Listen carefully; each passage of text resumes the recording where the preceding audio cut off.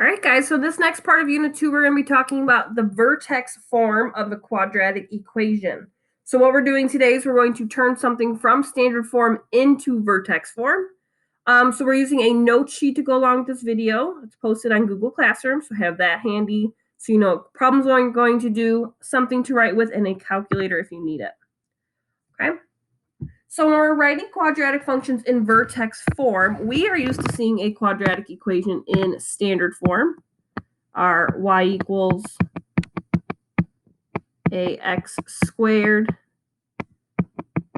plus bx plus c. We were used to this form. So what vertex form is it looks like this. So it has a times x minus h squared plus k. This is vertex form.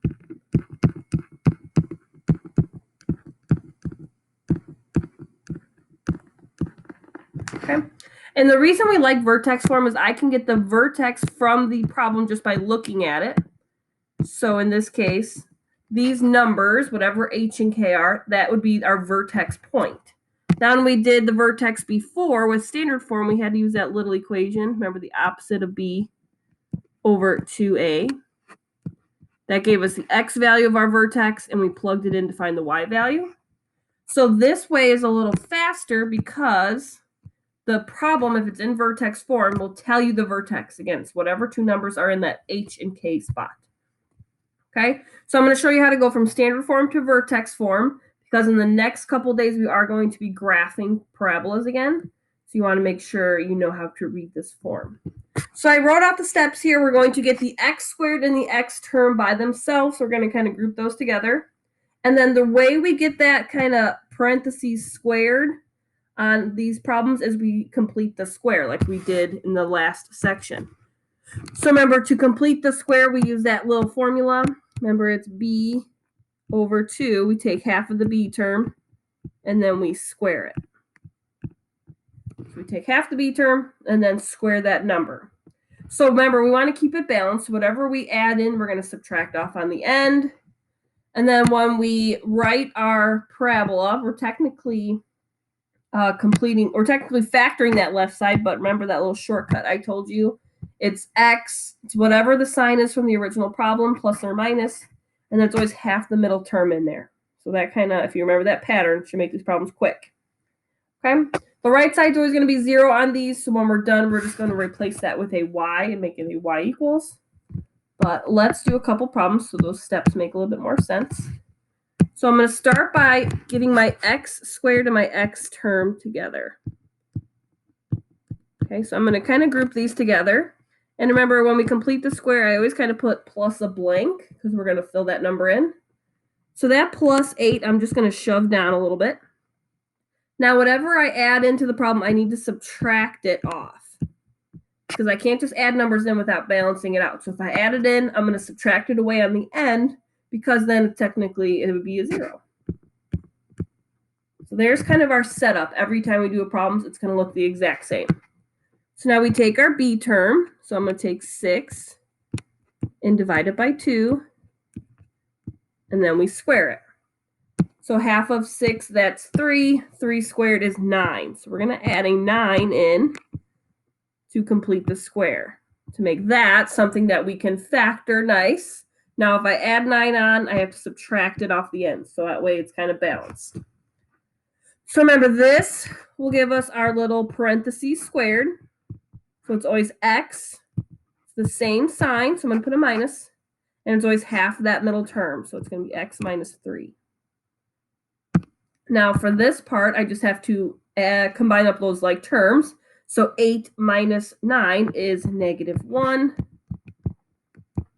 And the right side is going to be equal to 0, but I'm just going to change this to make it say y equals. So that x minus 3 squared minus 1, that is our vertex form of the equation. Okay. So we complete the square. Whatever we add in, we subtract off at the end. And then we kind of change it. Instead of equal to 0, we make it y equals. That way it's a function. Okay. Let's try another one. Number 2, we have x squared. plus 8x plus 4. So x squared plus 8x. I'm going to put a plus a blank here because I'm going to complete the square. So that plus 4 just kind of gets shoved down a little bit. And then again, whatever I add in, I'm going to subtract off. So I'm going to put minus a blank. That always just reminds me that I have to fill in those numbers. That way I don't forget to subtract it off the end. But 8's my middle term, so we're going to take half of 8. And then we square it. So half of 8 is 4. 4 squared is 16. So I'm going to add 16 in to make this that perfect square trinomial, which is what I want to get that parentheses squared. So if I add 16 in, I just got to remember to subtract it on the end. But in these parentheses here, it's x. It's always the same sign, so I'm going to bring down a plus. And it's always half of your middle term. So if you just remember that, it goes kind of quick. So now I just have to combine these up. 4 minus 16, that's a negative 12. And then we just bring down that equal to 0.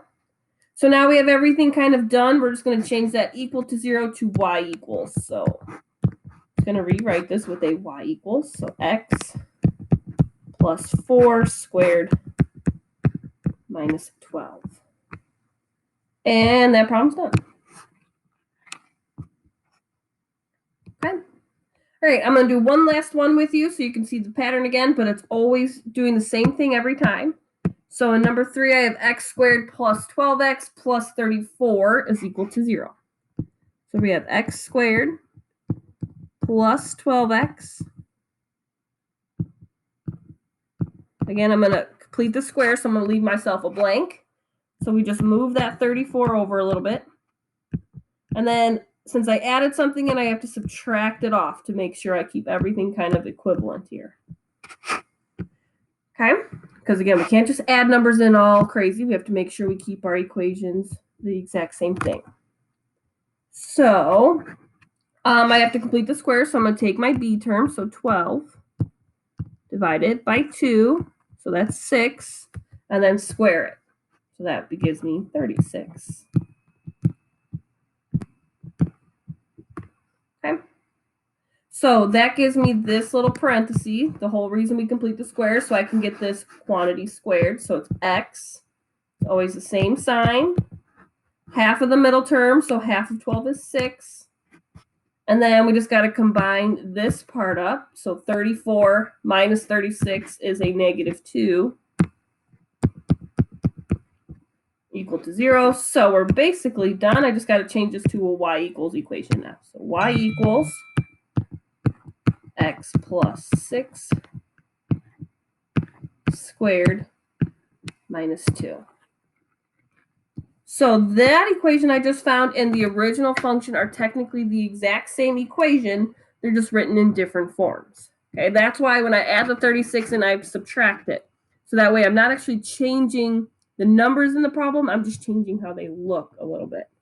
Okay, so that is how we complete the square to go from a standard form equation to a vertex form equation. So on the back side of this note sheet is some problems I'm going to have you guys try. So let's go to that page.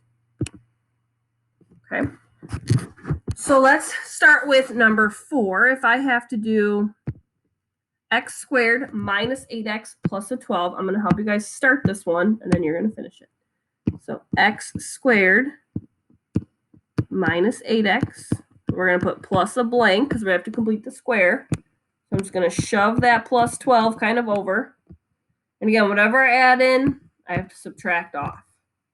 So if 8 is my middle term, my b term here, what number would complete the square? Well, if we take 8 divided by 2, that's 4, and then we square it, 16 completes that square. So go ahead and finish this problem. Write this as your quantity squared. Remember, this is always x plus or minus that b over 2. So the number that when we rewrite that parenthesis, it's always half the middle term, and it's always the same sign from the original problem. Okay? And then these two numbers you just combine up, and you should get the answer. So go ahead and finish this problem and see how you do. Okay, if you got it right, here's the answer. It's x minus 4 squared minus 4. Okay. Maybe just move that over there then. All right, let's try one more for you guys and try this one all from scratch. So you guys are going to try number 5. So turn x squared plus 2x minus 10 into a vertex form equation. So go ahead and give this one a try and see how you do. Okay, if you got it right, here's the answer. It's x plus 1 squared minus 11. Okay, and I did have one more problem. If you want to go ahead and try this one, you can. You can pause the video right now and try number 6 and see if you can get this one right. If you did it, here's the answer. It's x plus 5 squared minus 11. So I'll show you all 3 answers again if you need them. But that is how we turn something into vertex form. So again, in the next couple videos, what we're going to be doing is actually graphing them in vertex form. And you'll see that it's actually a lot easier and a lot less work than how we graphed before. Okay? So I'll see you in the next video.